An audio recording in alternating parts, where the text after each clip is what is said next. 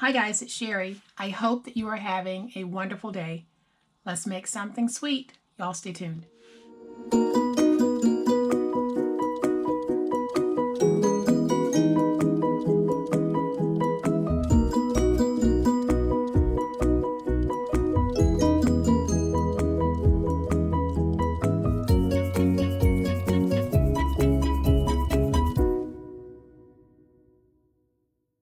So I am having so much fun making small journals and things that I can write in for the new year. I used to journal all the time and I got away from it because I got too busy.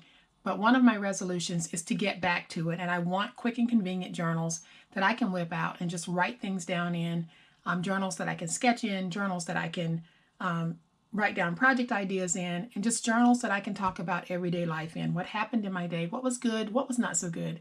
And so I thought I'd make some really cute and fun, simple journals that we can just whip out in no time. And here they are, guys.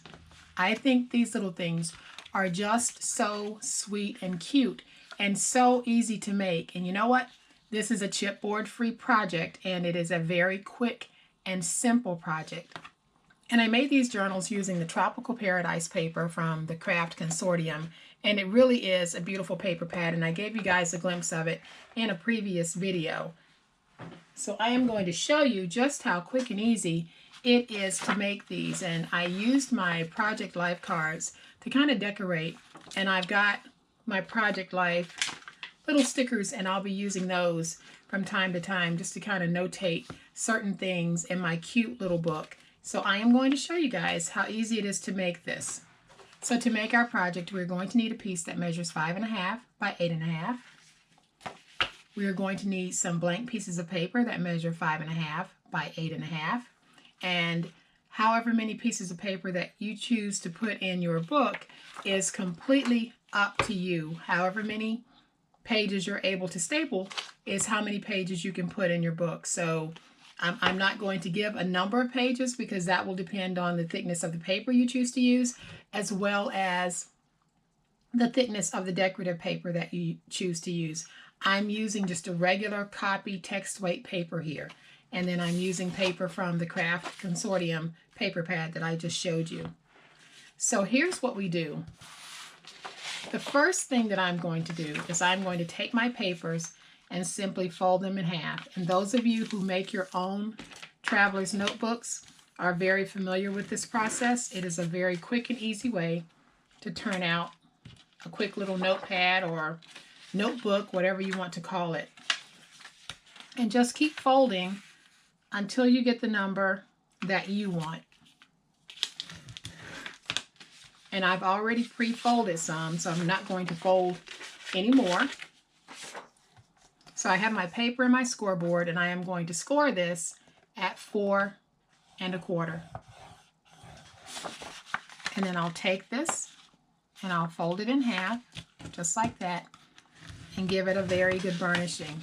And then I'll come back with the papers that I just folded, and I already have a stack pre-folded, and all I'm going to do is take these papers and place them on the inside with the others.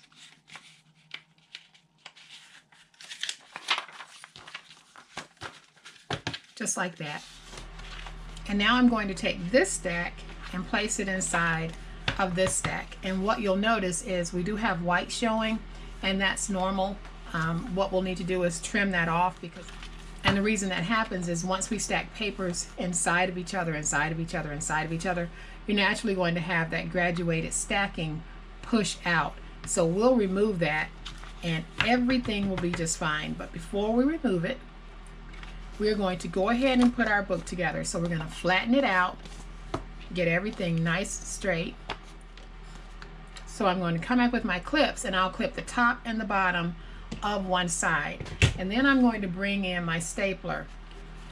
Now I happen to have a long arm stapler, but if you don't, you might be able to get this project to work on this size paper without having a long arm. But my long arm works great for this. So all I'm going to do is come back, find my center point, and I'm going to have to bring this up to my eyes for just a moment so that I can see it. Okay, so once I have my staple in, I'll just press down, get my staple to go through, and I'll do it one more time. And now I've got 2 staples in this book. So I can take my clips off and take my book, and I'm just going to come back and just give it a nice burnishing to help it flatten out. And now I can come back with my ruler, and I am going to take my ruler, place my ruler right on the edge where I want to cut, and then I'll come back with my finger blade, apply pressure, and then I'll just start cutting through the layers of this paper.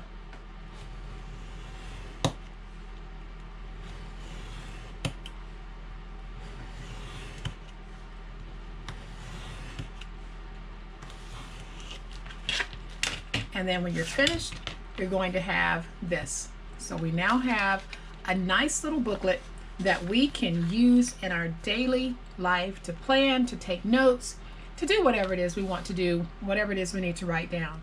So I am going to do some very quick decorating of this book, and I'll be using Project Life items to decorate, and I found all of my Project Life cards and stickers at Tuesday morning. So I just put some adhesive on the back of this, and it says embrace the mess, because I don't know about you, when I craft there is a huge mess. So I am going to embrace that mess this year and not stress over it.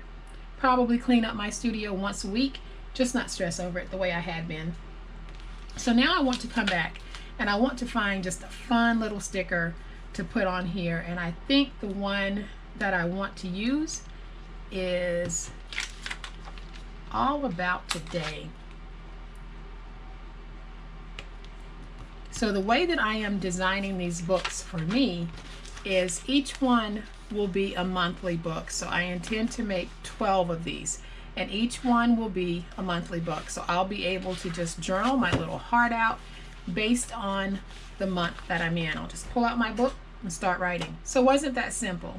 Aren't these little books just the sweetest way to journal or note take whatever it is you want? You know, if you work in an office and you're taking notes, how cool is it to pull out something unique and cute like this to take your notes in instead of the standard notepad or corporate notepad that you get? Pull out your own little book and just start writing. So cool and so unique, so different. And guys, you know what else? There are a lot of spring craft fairs that take place. These would make awesome spring craft fair sellers. You don't have to sell them as a monthly set. You can sell them in groups of 3s or groups of 4s. You can make them larger. You can make them smaller. Whatever it is you want to do. But imagine these packaged up for sale at a craft fair. Spring is right around the corner. Let's get ready. So guys, I hope that you have liked this project. And if you have, please hit the like button. If you are not a subscriber to my channel, I would love to have you join my online crafting family. 2020 is going to be amazing for us. So, you guys, have a great day, happy crafting, and we'll chat later. Bye.